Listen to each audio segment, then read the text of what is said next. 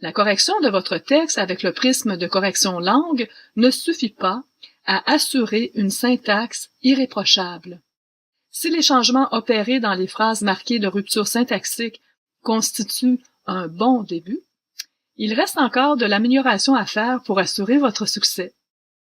Voyons les ressources proposées par le prisme de correction style. Attaquons-nous à vos phrases abusivement longues. Vous éviterez de nombreux problèmes de syntaxe ou d'accords.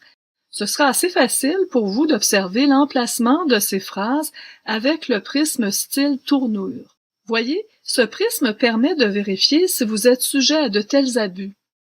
Activez par les options offertes au bas de la fenêtre de droite le repérage des phrases longues. Abaissez le réglage par défaut de 45 à un seuil de 20 mots, voire même de 15, si vous êtes susceptible de faire beaucoup de fautes.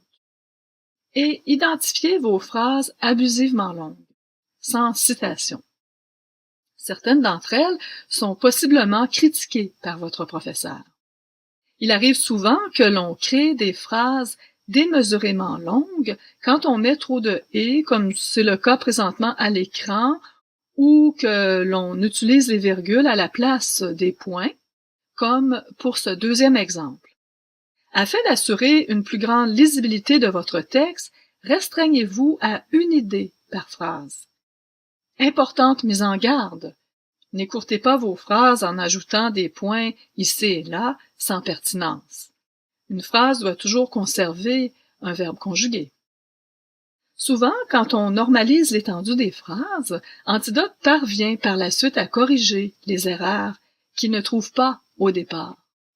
C'est le cas du premier exemple donné. Il y a donc deux raisons pour travailler les phrases longues.